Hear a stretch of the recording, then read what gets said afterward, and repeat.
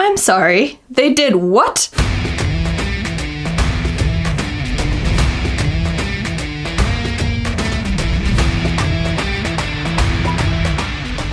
Welcome to From Center Ice. My name is Courtney, and I think the biggest question that I have at this point is, does anybody in this organization know how to play hockey? At least the IceHogs have a win this season, which is something that the Chicago Blackhawks cannot say.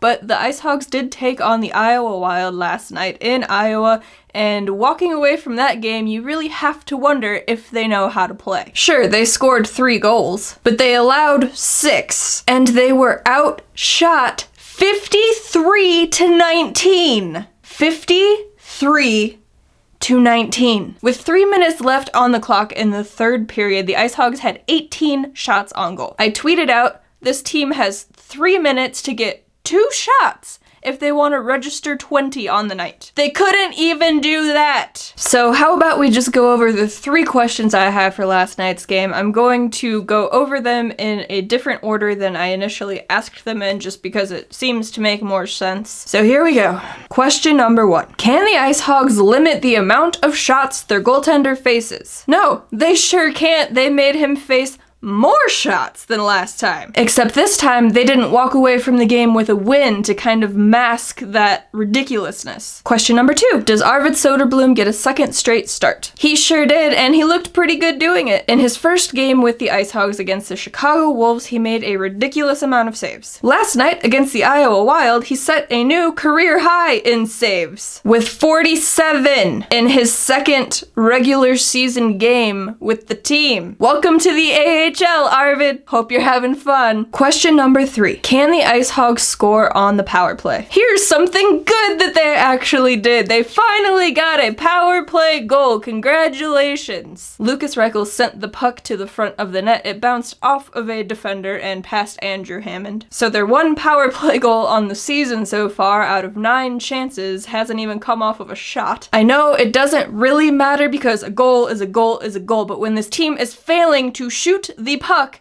at the net, it is a bit annoying that their 1 power play goal on the season did not come off of a shot. So let's talk about the shots on goal total, shall we? In period number 1, the IceHogs were outshot by the Minnesota Wild 12-9. And that's not a huge deal. That's only 3 more shots. I mean, you don't really want to give your goaltender 12 shots to save in the first period, but he saved them all, and Rockford even had the lead after the first period. Jakob Poor scored his first professional goal 17 minutes and 51 seconds into the first period, assisted by Reese Johnson and Isaac Phillips. Period number 2. The Rockford IceHogs were outshot by the Iowa Wild 21-5.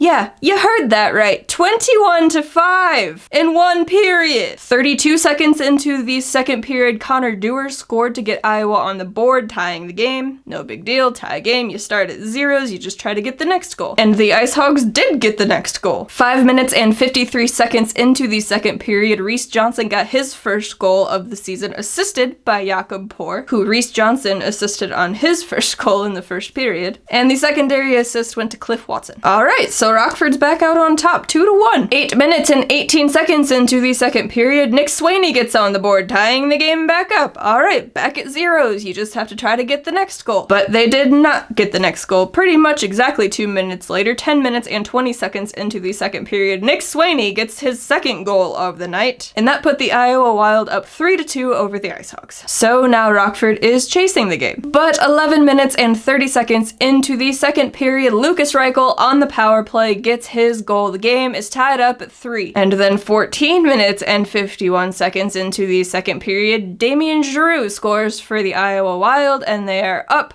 4-3 over the IceHogs. And that is how the second period ended, with 6 goals being scored. And unfortunately, only 2 of those were by the team from Rockford. On to the third period, with the IceHogs trailing. The IceHogs were once again outshot by the Iowa Wild 20-5. They needed a goal to tie the game up. They got 5 shots on goal while allowing 20 shots on goal. And not only 20 shots on goal, but 2 of those shots went in for 2 goals. The IceHogs lost 5-3. And they deserved to lose that game. They deserved to lose last Saturday's game against the Chicago Wolves, but they pulled out a win in that one. They could not do that miraculous feat last night. So to recap, the Iowa Wild got 12 shots in the first period. They got 21 shots in the second period. They got 20 shots in the third period. The Rockford IceHogs, they got 9 shots in the first period. They got 5 shots in the second period. And when they needed to tie up the game, they got 5 shots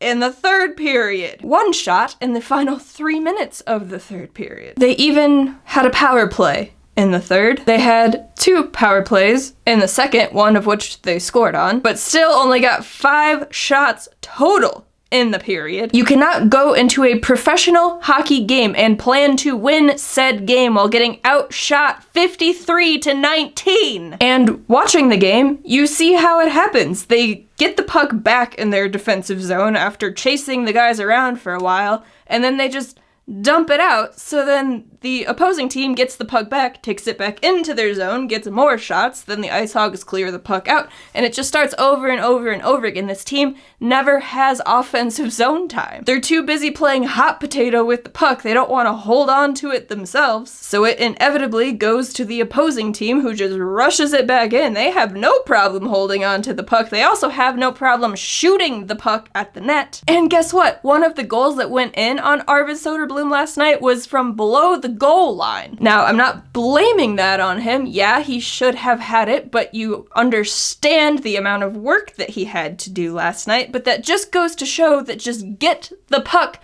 to the net. Things happen. The IceHogs' power play goal was scored by Reichel getting the puck to the front of the net, and it bounced off of a defender. Get the puck to the net. Once again, wad up the game, throw it in the garbage, set it on fire! But now we really need to move on because they play again tonight against the same Iowa Wild. So here are my 3 questions for tonight's game. Question 1, will Derek King change any of the lines other than just roster moves? So with the back-to-back and with the IceHogs having so many guys available to them, it makes sense that they're going to switch guys in and out of the lineup. That's not what I'm asking here. For the players remaining in the lineup from last night's game and from last weekend's games, will he mix something up? Because something is clearly not working. I don't have any faith that he is going to do this, but I must ask it anyway. Oh, and Reese Johnson was called up by the Blackhawks today because why not? Question 2, can the IceHogs score first? They scored first last night and it didn't make much of a difference. But since this team is completely opposed to taking shots on goal, it would be very helpful if they could get the first goal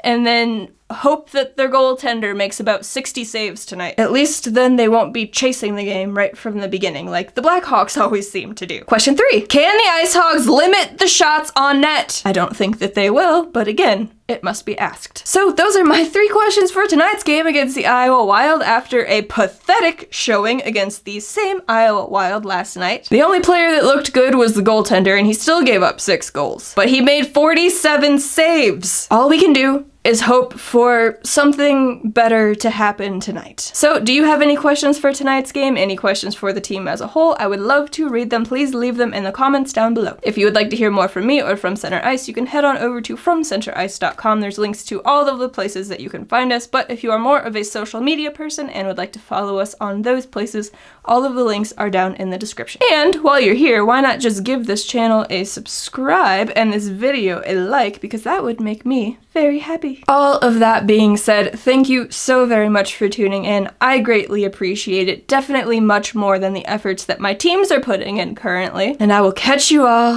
after tonight's game. Bye guys.